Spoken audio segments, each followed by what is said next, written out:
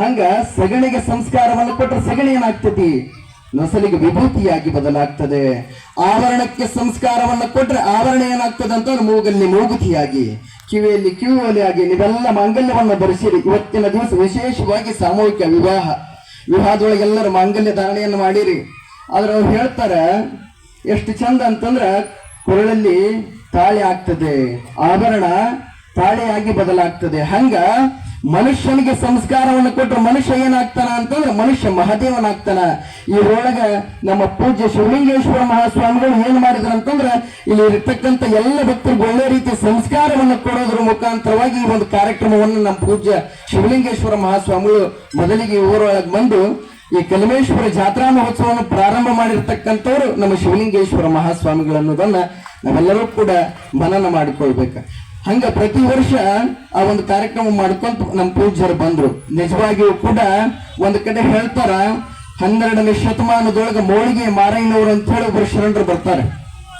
ಆ ಶರಣರು ಬಹಳ ಚಂದ ಒಂದು ವಚನ ಹೇಳ್ತಾರೆ, ಆನೆ ಕುದುರೆ ಬಂಡಿ ಭಂಡಾರವಿದ್ದಡೇನು ತಾನುಂಬುದು ಪಡಿಯಕ್ಕೆ ಅನ್ನ, ಒಂದಾವಿನ ಹಾಲು ಮಲಗೋದರದ ಮಂಚ, ಈ ಸುರುಳಿಲ್ಲದ ಸಿರಿಯ ನೆಚ್ಚಿ ಕೆಡಬೇಡ ಮನುಜ, ಒಡಲು ಭೂಮಿಯ ಸಂಘ ಒಡಬೆ ತಾನೇ ನಪ್ಪೋದು, ಪ್ರಾಣ ವಾಯುವಿನ ಸಂಘ ಸಾವಿಗೆ ನಿಕ್ಕಂಕ ಚನ್ನ ಮಲ್ಲಿಕಾರ್ಜುನ ದೇವ ಅಂತೇಳಿ. ನೋಡ್ರಿ, ನನ್ನ ಹತ್ರ ಸಾಕಾಗೋಷ್ಟು ಆಸ್ತಿ ಐತಿ, ಆನೆ ಐತಿ, ಕುದುರೆ ಐತಿ, ಬೆಳ್ಳಿ ಬಂಗಾರ ಐತಿ, ಅಷ್ಟೆಲ್ಲ ಇದ್ರೂ ಕೂಡ ನೀವು ನಿಮ್ಮದೆಲ್ಲ ಹೊಲ ಇರ್ಬೋದು, ಮನಿ ಇರ್ಬೋದು. ಹೊಲ ಐತಿ ಅಂತೇಳಿ ಹೊಲ ತುಂಬಾ ಭತ್ತ ಬೆಳಿತೀರಿ, ಜ್ವಾಳ ಬೆಳಿತೀರಿ, ಅಷ್ಟು ಭತ್ತ ನೀವೇ ಉಣ್ತೀರನು? ಉಣ್ಲಿಕ್ಕೆ ಸಾಧ್ಯ ಇಲ್ಲ. ಅವ್ರು ಹೇಳ್ತಾರ, ಉಣ್ಣೋದು ಪಡಿಯಕ್ಕೆ ಅನ್ನ, ಮಲಗೋದರದ ಮಂಚ. ಇವತ್ತಿನ ದಿನಮಾನದೊಳಗೆ ನಾವು ಕೋಟಿಗಟ್ಲೆ ಮನೆಯನ್ನು ಕಟ್ತೀವಿ, ಕೋಟಿಗಟ್ಲೆ ಕೊಟ್ಟು ದುಡ್ಡು ಕೊಟ್ಟು ಮನೆಯನ್ನು ಕಟ್ತೀವಿ. ಆದ್ರೆ ಮನಿ ತುಂಬಾ ನಾವ ಮಲಗ್ತೀವನ್ರಿ? ಮನಿ ಕಟ್ಟಿನ ತಡಿಯಪ್ಪ ನಾನು ಅಂತೇಳಿ ಮನಿ ತುಂಬಾ ಉಳ್ಳಾಡ್ತೀವನ? ಮ್ಯಾಗ ಹತ್ತೋದು ಮತ್ ಮ್ಯಾಗಿಂದ ತಳ ಬಂದು ಮಲಗೋದು ಮಾಡ್ತೀವನು? ಇಲ್ಲ. ಮಲಗುವುದರದ ಮಂಚ, ಈ ಸುರುಳಿಲ್ಲದ ಸಿರಿಯ ನೆಚ್ಚಿ ಕೆಡಬೇಡ ಮನುಜ, ಒಡಲು ಭೂಮಿಯ ಸಂಘ. ಈ ಪ್ರಾಣ ಅನ್ನೋದು ಒಂದಲ್ಲ ಒಂದು ದಿನ ಮಣ್ಣಲ್ಲಿ ಮಣ್ಣೆ ಆಗಿ ಹೋಗ್ತದೆ. ಒಡಲು ಭೂಮಿಯ ಸಂಘ ಒಡವೆ ತಾನೇ ನಪ್ಪುವುದು. ಈ ಪ್ರಾಣ ಅನ್ನೋದು ಒಂದಲ್ಲ ಒಂದು ದಿನ ವಾಯುವಿನ ಸಂಘ, ಸಾವಿಗೆ ನಿಕ್ಕಂಕ ಚೆನ್ನ ಮಲ್ಲಿಕಾರ್ಜುನ ದೇವ ಅಂತ ಹೇಳ್ತಾರೆ. ಒಬ್ಬ ಬಹಳ ಅಗರ್ಭ ಶ್ರೀಮಂತ ಇದ್ದ. ಆ ಶ್ರೀಮಂತ ಸಾಕಷ್ಟು ಆಸ್ತಿ ಮಾಡಿದ್ದ. ಅವನಿಗೆ ವಯಸ್ಸು ಒಂದು 90 ವಯಸ್ಸಾಗಿತ್ತು. ಆದ್ರೆ ಅವನಿಗೆ ಇನ್ನೂ ಬದುಕಬೇಕಂತ ಹೇಳಿ ಬಹಳ ಆಸೆ ಆಗಿತ್ತು. ಆದ್ರ ಅವಂಗ ಆರಾಮಿಲ್ದಂಗಾಗಿ ಶುಗರ್, BP ಏನೇನೋ ಸ್ಟಾರ್ಟ್ ಆಗಿತ್ತು. ಅವ ಏನ್ ಮಾಡ್ತಾನಂತಂದ್ರ, ಹಿಂಗ ಒಬ್ರು ಬಹಳ ಚಂದ ಜ್ಯೋತಿಷ್ಯ ಹೇಳ್ತಿದ್ರು. ಆ ಜ್ಯೋತಿಷ್ಯ ಹೇಳೋರ ಹತ್ರ ಹೋದ್ರೆ ನನ್ನ ಆಯುಷ್ಯ ಹೆಚ್ಚಾಗ್ತದ ಅಂತ ಹೇಳಿ ತಿಳ್ಕೊಂಡು ಅವೇನ್ ಮಾಡಿದ ಅಂತಂದ್ರೆ ಜ್ಯೋತಿಷ್ಯ ಹೇಳೋರ ಹತ್ರ ಹೋಗ್ತಾನಂತ. ಜ್ಯೋತಿಷ್ಯ ಹೇಳೋರ ಹತ್ರ ಹೋಗ್ತಾನೆ. ಜ್ಯೋತಿಷ್ಯ ಹೇಳೋರು ಅವ್ನ ಕೈನ ಎಲ್ಲ ನೋಡಿ ಹೇಳ್ತಾರ, ಇಲ್ಲಪ್ಪ ನಿನ್ನ ಆಯುಷ್ಯ ಮುಗಿಯಾಕ ಬಂದೈತಿ, ಇನ್ನೇನು ಇನ್ನ ಒಂದು 3 ದಿನ ಅನ್ನೋದ್ರೊಳಗೆ ನಿನ್ನ ಸತ್ತು ಹೋಗ್ತಿ ಅಂತ ಹೇಳಿ ಜ್ಯೋತಿಷ್ಯ ಹೇಳೋರು ಹೇಳ್ತಾರ. ಇವ ಇಲ್ಲಿ ನಮ್ಮ ದೇಶದೊಳಗಿದ್ರೆ ನಾನು ಸತ್ತು ಹೋಗ್ತೀನಿ, ನಾನು ಬೇರೆ ದೇಶಕ್ಕೆ ಹೋಗ್ಬೇಕಂತ ಇವ ವಿಚಾರ ಮಾಡಿದ. ನಾನು ಇಲ್ಲಿದ್ರೆ ಸತ್ತು ಹೋಗ್ತೀನಲ್ಲ ಅಂತೇಳಿ ಬೇರೆ ದೇಶಕ್ಕೆ ಹೋಗ್ಬೇಕಂತೇಳಿ ಅದ 3 ದಿನದೊಳಗೆ ಎದ್ದು ಬಿದ್ದು ಬೇರೆ ಊರಿಗೆ ಹೋದ. ಬೇರೆ ಹೊರದೇಶಕ್ಕೆ ಹೋದ. ಹೊರದೇಶಕ್ಕೆ ಹೋದ್ರೆ ಏನಾದ್ರು ಸಾವು ಬಿಡ್ತತನ್ರಿ? ಬಿಡ್ತತಿ, ಯಾವುದೇ ಕಾರಣಕ್ಕೂ ಸಾವು ಬಿಡಂಗಿಲ್ಲ. ಹಂಗ ಹೋದವ ವಿಚಾರ ಮಾಡಿ.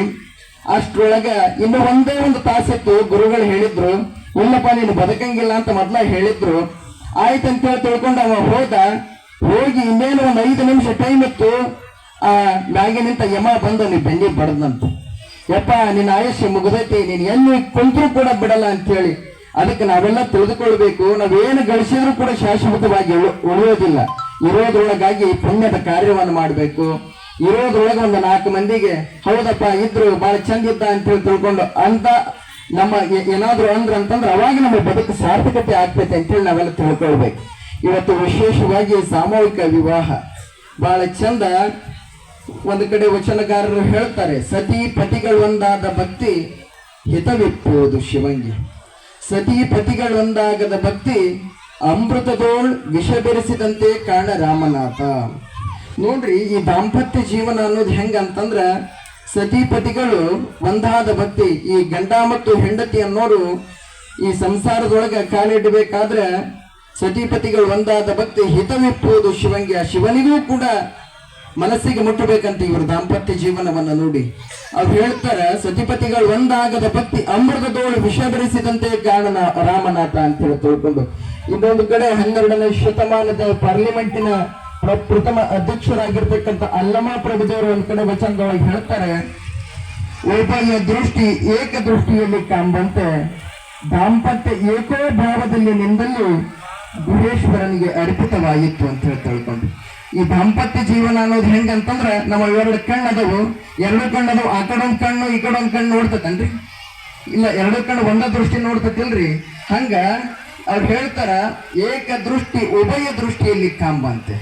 ಈ ದಾಂಪತ್ಯ ಜೀವನ ಅನ್ನೋದು ಕೂಡ ಹೆಂಗ ಗಂಡ ಮತ್ತು ಹೆಂಡತಿ ಅನ್ನೋರು ಹೆಂಗ ಈ ಎರಡು ಕಣ್ಣು ಇದ್ದು ಒಂದ ದೃಷ್ಟಿ ನೋಡ್ತಾವ, ಎರಡು ಕಿವಿ ಇದ್ದು ಈಗ ನಾನು ಮಾತಾಡೋದು ಒಂದು ಕಿವಿ ಕೇಳ್ತತಿ, ಮತ್ ನಿಮ್ ಮಗಳು ಮಾತಾಡೋದು ಒಂದು ಕಿವಿ ಎರಡು ಕೇಳಿ ಕೇಳ್ತತಿ ಅನ್ರಿ. ಮತ್ತೆ ಹಿಂದೂರವರಿಗೆ ಹಂಗೇನು ಕೇಳೋದಿಲ್ರಿ.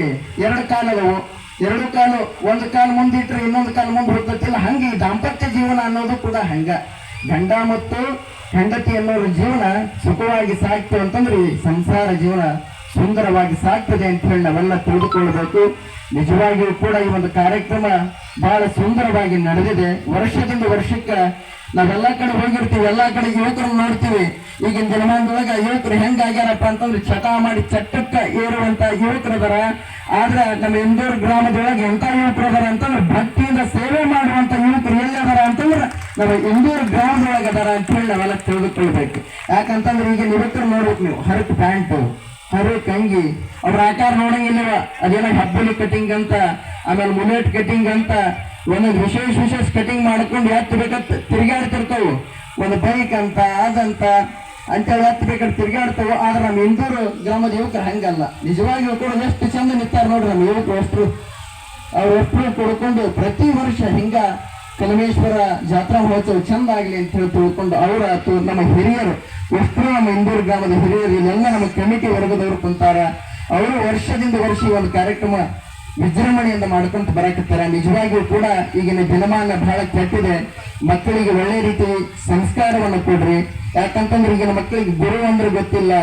ಯಾಕಂತಂದ್ರ ಈ ಮಕ್ಕಳಿಗೆ ಒಳ್ಳೆ ರೀತಿ ಸಂಸ್ಕಾರವನ್ನು ಕೊಟ್ರ ಈಗೆಲ್ಲ ನೀವು ಇಂಥ ಕಾರ್ಯಕ್ರಮ ನಡೆದಂತ ಸಂದರ್ಭದೊಳಗ ಮಕ್ಕಳನ್ನ ಕರ್ಕೊಂಡು ಬಂದು ಕುಂದಿರ್ಬೇಕು. ಯಾಕಂತಂದ್ರ ನೀವೆಲ್ಲ ಒಂದಲ್ಲ ಒಂದಿನ ಈಗ ಅಂದ್ರೆ ನಿಮ್ಗೆ ಸಣ್ಣ ವಯಸ್ಸಾಗ್ತಾ ಬಂತು, ನೀವು ಹೋದ್ರಿ ಅಂತಂದ್ರೆ ಏನ್ ಮುಂದೆ ಕುಂತು ಮಕ್ಳು ಏನ್ ಕುಂತಿರ್ತಾರೆ, ಮುಂದೆ ಅವರ ಈ ಜಾತ್ರೆ ಮಾಡೋರು ಆ ಯುವಕರು ನೀವೇನ್ ಕರ್ಕೊಂಡ್ಬಂದು ಸಣ್ಣವ್ರು ಕುಂದಿರಿಸ್ತೀರಿ, ಅವರ ಈ ಒಂದು ಕಾರ್ಯಕ್ರಮ ನೋಡ್ಕೊಂಡು ಅವರ ಮುಂದೆ ಜಾತ್ರೆ ಮಾಡೋರು ಅಂತವ್ರಿಗೆ ಈಗಿಂದ ನೀವು ಸಂಸ್ಕಾರವನ್ನು ಕೊಟ್ರಿ ಅಂತಂದ್ರ ಕಲಮೇಶ್ವರ ಜಾತ್ರೆ ನೀವು ಇರಲ್ಲಿ ಈ ಊರೊಳಗೆ ಎಷ್ಟು ಜನ ಇರ್ತಾರಲ್ಲ ಇರಲ್ಲಿವರೆಗೂ ಕೂಡ ಕಲಮೇಶ್ವರ ಜಾತ್ರೆ ನಡೀತದೆ ಅಂತೇಳಿ ನಾವೆಲ್ಲ ತಿಳಿದುಕೊಳ್ಬೇಕು. ನಿಜವಾಗಿಯೂ ಕೂಡ ಈ ಒಂದು ಕಾರ್ಯಕ್ರಮ ಎಲ್ಲರಿಗೂ ಕೂಡ ಮನಮುಟ್ಟುವಂತ ಕಾರ್ಯಕ್ರಮವನ್ನ ಮಾಡ್ತಕ್ಕಂಥವ್ರು ನಮ್ಮ ಇಂದೂರು ಗ್ರಾಮದ ಎಲ್ಲ ಭಕ್ತರು, ನಮ್ಮ ತಾಯಂದ್ರ ಆಗಿರ್ಬೋದು. ನಿಜವಾಗಿಯೂ ಕೂಡ ಇವತ್ತು ಬಹಳ ಸಂತೋಷ ಆಗಕತ್ತೈತಿ. ಯಾಕಂತಂದ್ರ ಬಹಳ ವರ್ಷದಿಂದ ವರ್ಷಕ್ಕ ಆ ತೇರು ನೋಡ್ರಿ ಎಲ್ಲರೂ ಕುಡ್ಕೊಂಡು ಎಷ್ಟು ಚಂದ ಮಾಡ್ಯಾರ. ಹೂವಿನ ತೇರಾಗಿರ್ಬೋದು, ಮಠನೂ ಕೂಡ ಬಹಳ ಅಂದ್ರೆ ಬಹಳ ಇಂಪ್ರೂವ್ ಮಾಡ್ಯಾರ. ನಿಜವಾಗಿಯೂ ಕೂಡ ಈ ಒಂದು ಕಾರ್ಯಕ್ರಮ ಅಭೂತಪೂರ್ಣವಾಗಿರ್ತಕ್ಕಂಥ ಕಾರ್ಯಕ್ರಮ ಆಗಿದೆ. ಮಕ್ಕಳಿಗೆ ಒಳ್ಳೆ ರೀತಿ ಸಂಸ್ಕಾರವನ್ನು ಕೊಡ್ರಿ. ನಿಮ್ಮೆಲ್ಲರಿಗೂ ಕೂಡ ಅಡವಿ ಸಿದ್ದೇಶ್ವರ ಶಿವಯೋಗಿ ಆಶೀರ್ವಾದ, ಹಾನಗಲ್ ಕುಮಾರ ಶಿವಯೋಗಿ ಆಶೀರ್ವಾದ, ಕಲಮೇಶ್ವರರ ಆಶೀರ್ವಾದ ನಿಮ್ಮ ಮನೆತನಕ್ಕೆ ಸದಾಕಾಲ ಇರ್ಲಿ. ಆ ಭಗವಂತ ಮಳೆ ಬೆಳೆ ಆಯುಷ್ ಆರೋಗ್ಯವನ್ನ ಕೊಟ್ಟು ನಿಮ್ಮನ್ನ ಕರುಣಿಸ್ಲಿ ಅಂತ ತಿಳ್ಕೊಂಡು ಬಂದ ಸಂದರ್ಭದೊಳಗೆ ಹೇಳಿ ನಾನು ಒಂದೆರಡು ಮಾತಿಗೆ ವಿರಾಮವನ್ನು ಕೊಡ್ತೇನೆ. ಸತ್ಯಂ ಶಿವಂ ಸುಂದರಂ. ಎಲ್ಲರಿಗೂ